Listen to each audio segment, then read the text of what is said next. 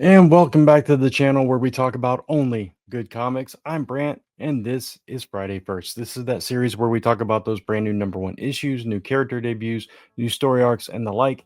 And this is for books coming out on November 5th, 2025. First books of November as we start to wind down the year. Before I get into anything else, for anybody that celebrates, happy Halloween. Have a safe and fun day, whether you're going out with your kids or going to a party or just chilling at home. Whatever you do, just have fun. And yeah, there is that. So also, before I get into the books and everything, just want to let you know that this is episode 98 of First. So that's pretty cool.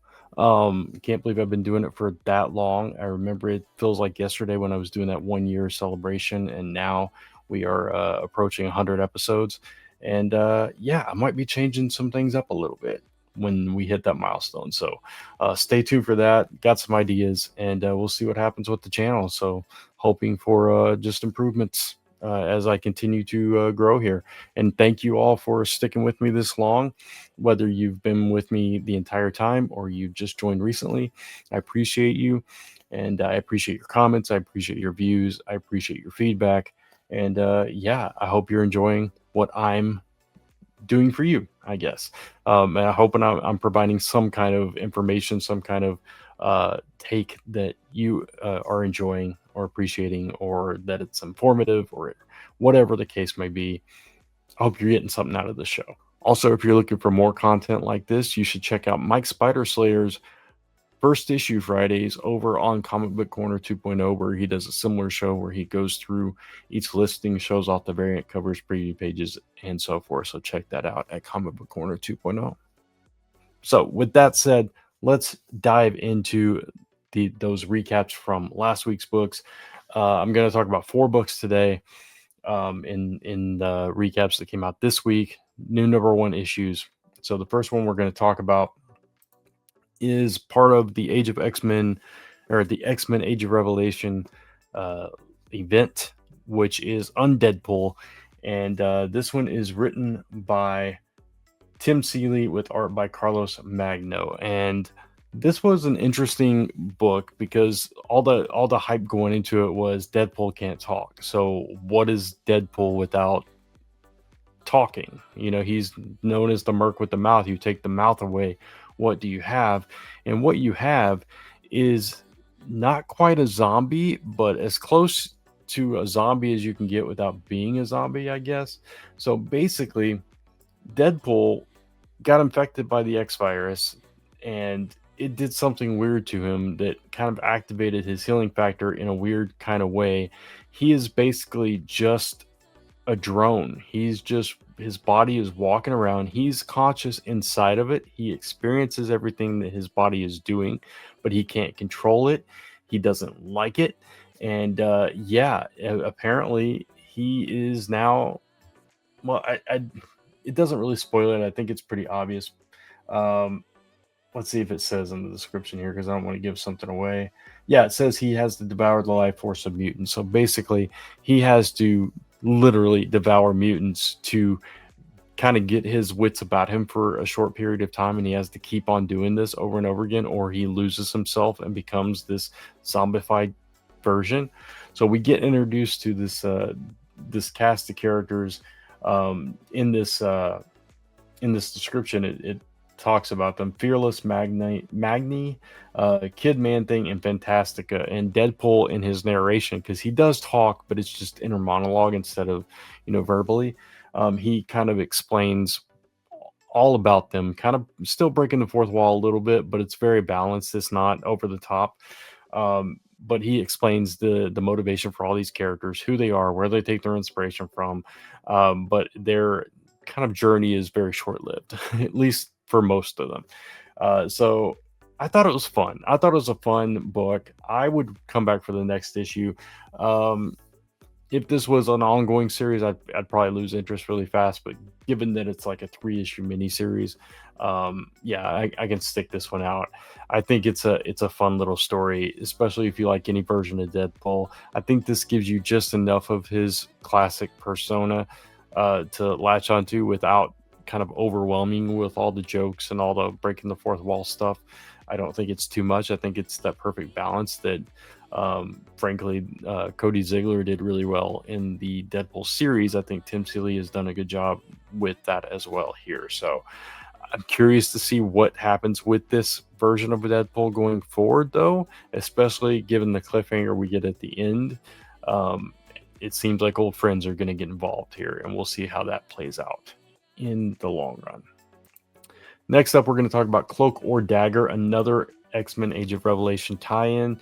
This one was interesting because, and it was one that I wanted to read because of their relationship.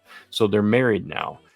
Cloak and Dagger are married, and they can't be in the same plane of existence at the same time. So the way the X virus kind of manipulated their powers was to create it that way, and we kind of get teased that something really bad happens when they do exist on the same plane for too long, but we don't know what that is. And I'm assuming by the end of this series, we're probably going to get a glimpse of what that is, or at least be told what happens.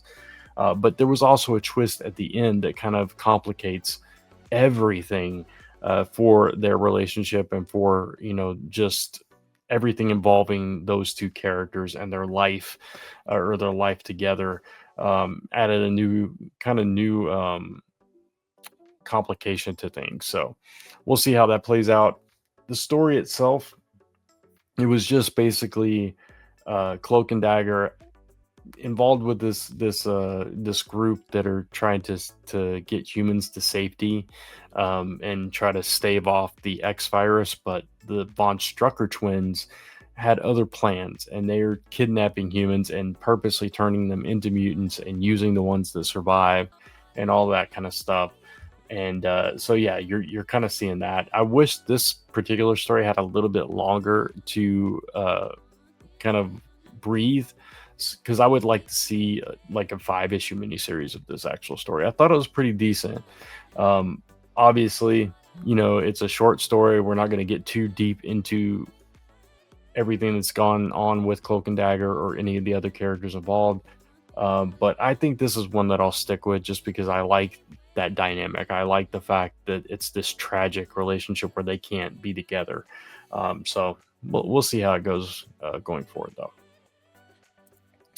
Next is a book that I was super excited about, no pun intended, but is Supernatural issue number 1 from Dynamite Entertainment. This is written by Greg Pak with art by Eder Messias. And this, I believe it takes place in between seasons 2 and 3 of the TV show. Let me try to verify that real quick. No, between seasons 1 and 2. Sorry. It's between seasons 1 and 2. So they're still hunting for the demon that killed both their mother and Sam's girlfriend in that first season. And this journey, this adventure that they go on in this issue kind of ties into that, because it does involve fires. And so like in the TV show, we would always get like these misdirects that they would think is a clue to where they're trying to go, and it would end up sending them into a different direction, but it would give them further clues to that, to that mission, whatever it is. In this case, their ultimate mission is to find the demon that killed, their loved ones. So there's something that happens at the beginning of the book that involves a fire, which is how they were killed. And so they think that's a clue. They think they're on the right track. They go to deal with this. It's obviously something different. And they, save the day in their way, but it brings up a lot of questions. At the same time, they're getting some tidbits, some answers throughout their dad's journal and all that stuff. So it's very much like an episode of the TV show, and I appreciate that. It was kind of a one and done little thing. Now they moved on to the next town, and that'll pick up in next issue. So I like the format. I think Greg Pak did a decent job of getting their voices. There were a few things said that I was like, that doesn't really sound like something that they would say, or at least the way that they would say it. But they were very small instances, just like a little phrase here and there. Because I'm a huge fan of the show. I've watched many of the episodes multiple times. I just, it's one of my favorite shows of all time. So I definitely know these characters pretty well. So that was the only thing. But other than that, I thought it was pretty good. Sam's likeness was pretty decent. Dean's was a little bit off, but you don't want it to be exact anyway, I guess, in a comic book. And it depends on the artist if they're good at likenesses and all that stuff. But you could tell who the characters were. They wore what they were supposed to wear. They had the haircuts they were supposed to have. They basically acted like they were supposed to act. They were dealing with, the kind of missions that they dealt with in the show. So in that way, it was a win.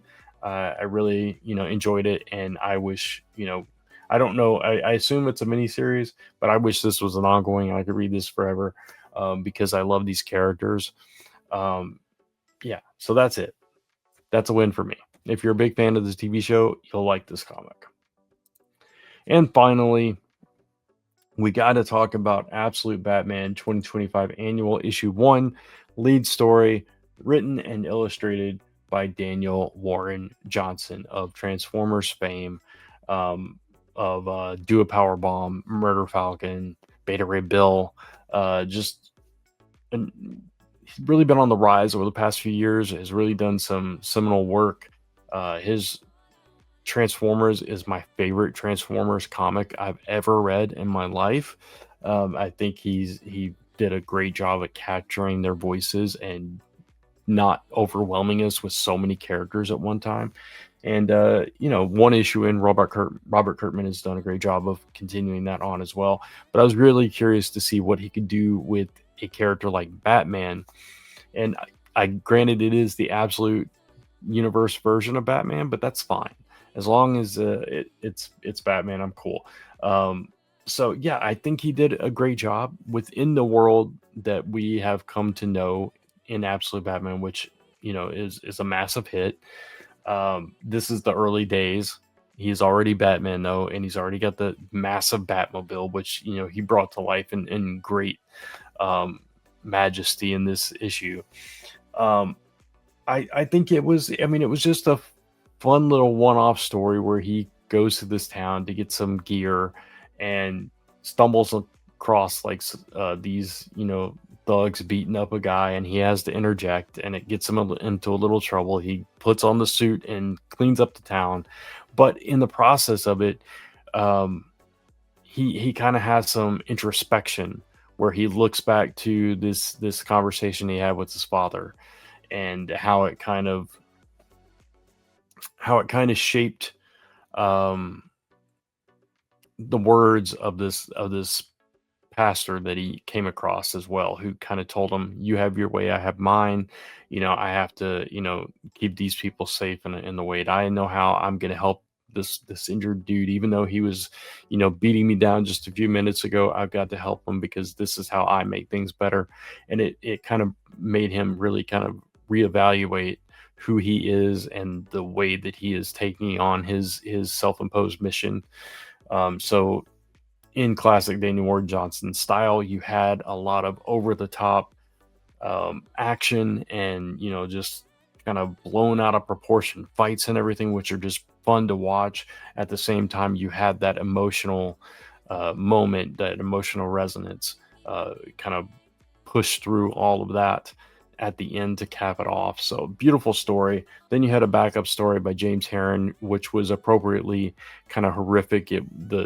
The way that these characters were seeing Batman, which is I think was kind of the point of the story, the way that he looked in the story, which was how these people were perceiving him, which was very demon-like. His cape was like in shreds and like it almost looked like demonic tendrils coming out, because that was their how they envisioned Batman, because they're terrified of him and that kind of thing. So I thought both of these stories delivered the way that they were intended to, and it was a fun read. So that's that. With that, we're going to jump into some honorable mentions and a shout out before we get into those rated books. All right, first honorable mention goes to Alien versus Captain America issue 1. I'm not an Alien fan. I'm even less of an Alien fan than I am a Predator fan. So while I am enjoying some of the Predator stuff that Marvel is doing, I read the description of this, which I think it takes place during World War II.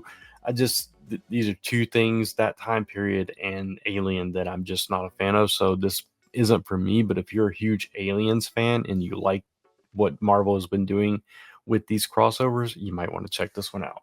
Next one is for all the Doctor Who fans. This is Doctor Who: The Prison Paradox, issue 1. Excuse me. This is from, was it Titan Comics, of course, and this is written by Dan Waters with art by Sammy Cavelia. I also forgot to mention that the Alien versus Captain America book is written by Frank Thierry with art by Stefano Raphael. So anyway, if you are a big Doctor Who fan, this is the 20th anniversary of the first appearance of Silthine. So yeah, go check this one out as well. Next up, we have Ice Cream Man, the Mortal Coil Shuffle Card Set Special. And I'm putting this one on here because Mike Spiderslayer is an Ice Cream Man fan. I don't know if he's read it in a while, but I also wanted to point this out because it's an interesting way to tell the story, because this entire story is told within a deck of cards. I assume it's some kind of no, it just says a custom designed deck of cards featuring custom backs and a custom box to so they're playing cards, and so it's not an actual comic, but there's a story told within these. So it's kind of an interesting concept. So I wanted to shout that one out. This is written by W. Maxwell Prince with art by Martin Morazzo, of course. And then we have one shout out. This is ThunderCats Pumyra or Pumyra. I'm not the hugest ThunderCats fan, so I'm not exactly sure how to pronounce that name, so don't come at me, ThunderCats fans. I apologize. But anyway, the reason this one is a shout out because one of the artists involved in this, or the artist involved in this particular issue, is Alice Leclerc, who did some fill-in pages on issue, I believe it was 18 of ThunderCats, but she's doing this entire issue of this. I don't know if it's a one-shot or if it's a mini series. I'm not exactly sure. It's probably a one-shot. Yeah, I believe it is a one-shot. But Alice Leclerc is the artist on another book called Crossover Division, which I let her, and a good friend of mine, Will Allred, is the writer. So it's a book that we run on Kickstarter. It's actually issue 7 is live right now, just for a few more hours as you're watching this. So if you want to go check it out, Crossover Division issue number 7 on Kickstarter, lettered by yours truly. But Alice is one of the artists on that book. She did not do this current issue that we're kickstarting, but she did the previous issue, which was the Island of Dr. Moreau themed. But yeah, so now she's doing ThunderCats here and there, and this one shot is completely illustrated by her, written by Ed Brisson. So really happy for Alice. Wanted to call it out. Plus, I'm a fan of the ThunderCats comic, and I typically read the one shots and I read the main series. So I'm really excited to check out Alice's work in this book, and I hope you do too. But with that, we're going to get into those rated books this week. All right, first up from Image Comics, we have Impact Winter Evenfall issue 1. I don't remember. I think I may have talked about this on the show before. It might have gotten delayed, or this might be a completely different series. I'm not exactly sure. This is written by Travis Beacham, who is the creator of Pacific Rim, with art by, and I'm totally going to butcher this one, but Sumi Keskin. I apologize for not pronouncing that correctly. I'm sure I didn't. But anyway, this is the prequel to the Audible original story, which I have listened to. It is a vampire story that, it takes it. I'll just read a little bit of this here. It's 1953. It's in the Cold War. There's an off-the-books investigation into the disappearance of female agents in Eastern Europe. So it's, and it all ties around vampires. So really interesting story. I've enjoyed the audiobook, so I might check this one out. For me, I'm going to give Impact Winter a potentially good. The audiobook, it's a little bit of a slow build, so I don't know how the comic is actually going to be, but I do, once I really got into it and started to understand the characters and understand this one particular character that kind of has this meaningful role in it, kind of an in-between character. It became a really interesting story, and the time period kind of, makes it even that more intriguing. So yeah, if you're a vampire fan, you might want to check out Impact Winter. Next up from Dark Horse Comics is Space Scouts issue number 1. This is written by Matt Kent with art by David Rubin. And this one centers around a young girl who is going to compete in this reality show to become the next Space Scout. And it starts off as this drama that turns into this deadly war at the edge of the universe, where the recruits are sent on these in this small battle, and they probably won't survive the experience. So sounds kind of interesting. Sounds kind of a little bit like Hunger Games meets some kind of sci-fi adventure story. So that meets reality TV. So that sounds kind of interesting. And Matt Kent, really good writer. This is a 40-page book for $7.99, magazine format. So keep that in mind. So yeah, I'm gonna give this one a possibly good, just because it is one of those concepts that could go either way. Plus, the magazine format is a little bit off-putting for me personally, but to each their own. And if that sounds like an exciting time for you, go check it out. Next, from Ahoy Comics, we have Death Dog issue number 1. This is written by Bryce Ingram with art by Alan Robinson. And this is about a 13-year-old kid named Wyatt in future America. He's caught shoplifting or accused of it. And then this robot police dog is hunting him down. So he an accident transforms one of them into this kind of affectionate pet, and he becomes friends with it. And so it becomes a touching tale of a terrifying future from the deranged minds of the creators involved. So kind of interesting twist there, where the attackers become the best friend in this futuristic world. As you see there, he's hugging the dog on the cover. It could be fun. Ahoy kind of tends to do these tongue-in-cheek kind of books, so it could be a fun time. I don't know. It's been a little while since I've read one of their series, so kind of curious to check it out. I might check it out. I'm not sure, but for now, I'm going to give this one a potentially good. Next up from Marvel Comics, we have Echo, Seeker of Truth, issue number 1. This is called in the description The New Age of Echo. This is written by Taboo and B. Earl with art by Jim Terry. And so if you're not familiar with the character of Echo, she first popped up in Daredevil, I believe.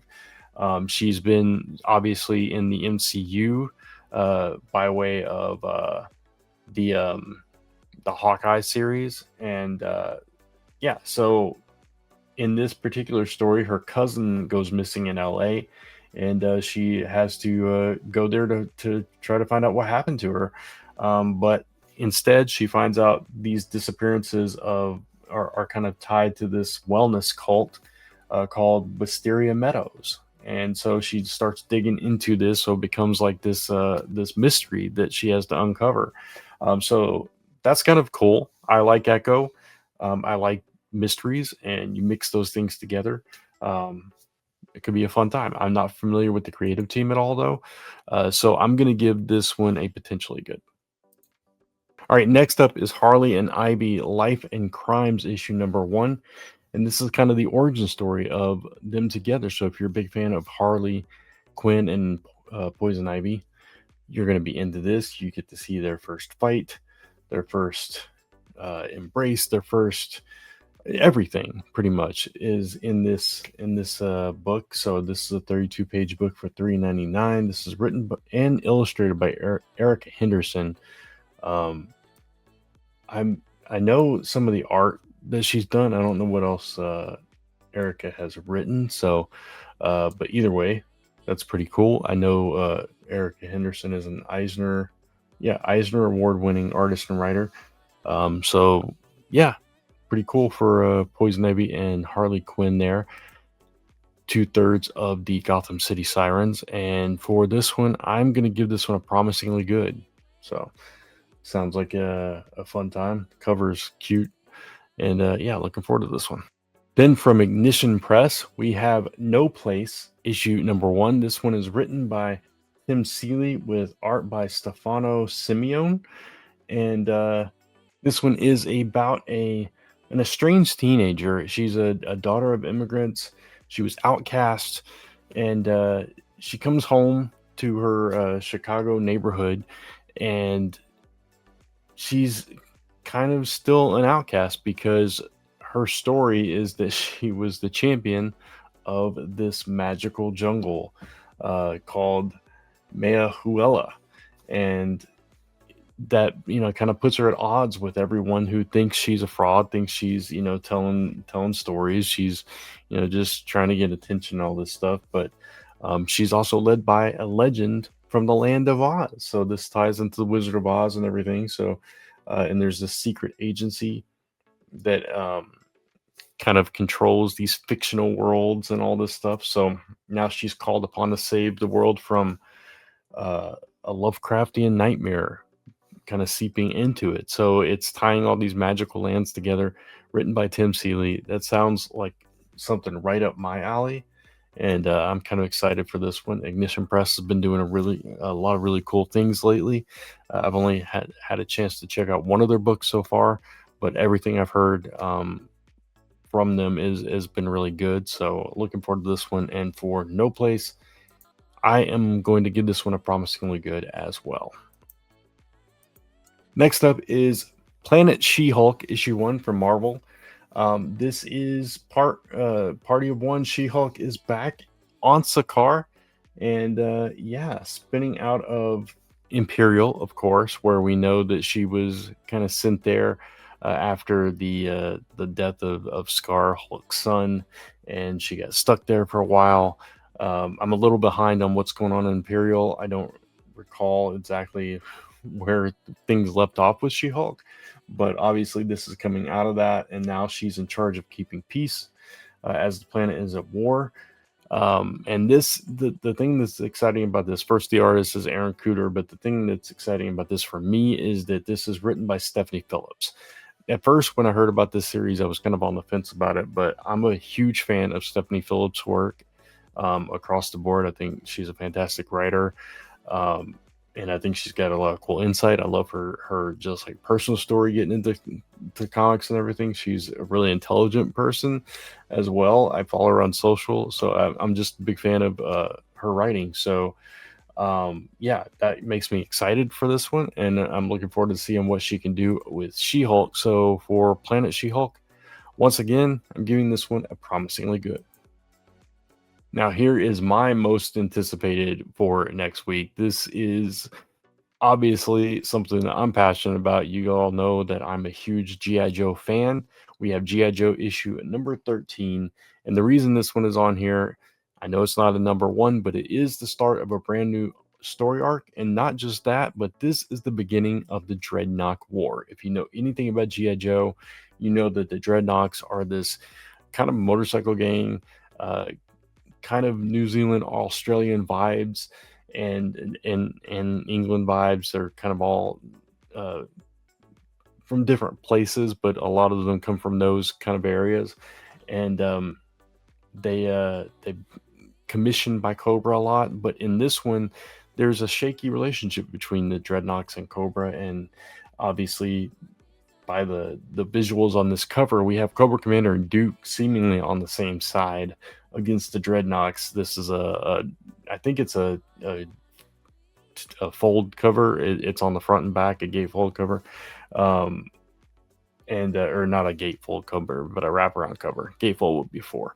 Sorry about that. Wraparound cover, and yeah, it sounds like a fun time to me. It calls it the biggest G.I. Joe story yet. Action packed, and it's going to come out bi-weekly during this Dreadnok War, and this is written by Joshua Williamson, who I'm also a huge fan of, and art by Tom Riley. So super excited for the Dreadnok War. Always excited for G.I. Joe to come out. And for me, this one gets a positively good. And leave a comment on who your favorite Dreadnok is. I'm curious. Mine, that's tough. One of my first G.I. Joe action figures was Torch from the Dreadnoks. I got Bazooka and Torch in an Easter basket when I was little. So Torch is one of my favorite Dreadnoks. But I think my absolute favorite, that's hard because Zartan's always a good go-to. Probably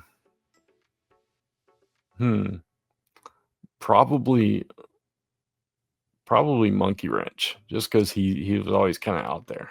So yeah, drop a comment with your favorite Dreadnok below. And lastly, we have DC K.O. Knightfight issue number 1. And this one is the story of, I mean, obviously it's a DC K.O. tie-in, but this is the story of how Batman supposedly gets back into the tournament. We saw what happened to him at the end of DC K.O. issue number 1, and it seemingly took him out of the tournament. But now there may be a path for him to get back in.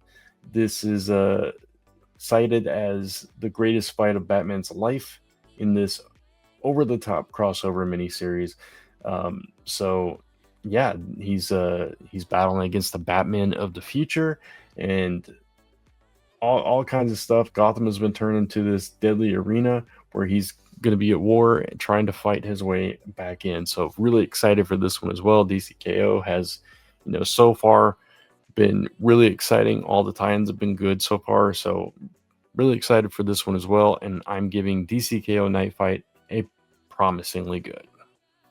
All right, and that is all the firsts for this week. So we're going to quickly share a few other books that I am looking forward to. First up, we have Miles Morales issue number 40. This is obviously springing out of Incursion, but we're also dealing with Rabble. As we saw last issue, they share a therapist, and I don't know if Rabble is purposely kind of infiltrated this world to get back at him, but we know that the therapist took the power collar off. Obviously, that's going to lead to some bad things. And it says Rabble returns, and no one is safe from Rabble's revenge in this issue. So I'm excited to see what happens with that. Turning to the Absolute Universe, we've got Absolute Green Lantern issue number 8. This one's all about Jo Mullein. We're gonna see her deepest and darkest secrets revealed, and why her ex decides whether to help her or turn her in. In Absolute Superman, the Battle of Kansas is beginning in this issue as the tanks of Lazarus Corps come rolling down the streets of Smallville. So yeah, excited for that one as well. Going to see a battlefront in Kansas.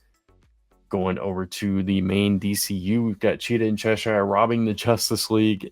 They've been assembling their team so far, and now they're about to hatch their secret plan to rob the Justice League, but something almost gives it away. So I'm curious to see what happens there. Gotham Academy first year issue number 2. First issue was really good. If you're a big Gotham Academy fan, this is a great companion to that. It's a prequel series about Silver's first year at the Academy, and this one is about making friends and enemies. And yeah, she's not making inroads at with the football team apparently. And Silverlock, Olive Silverlock, I called her Silver. I'm thinking of 90210 there. And all kinds of stuff is going on there, and it looks like visiting her mom in Arkham is supposed to be reassuring. But yeah, she learned some other things while she's there as well that kind of lead her down that path, which we know all too well from the original series. Then we have Batman number 3. First 2 issues really good. Second issue was better than the first for me.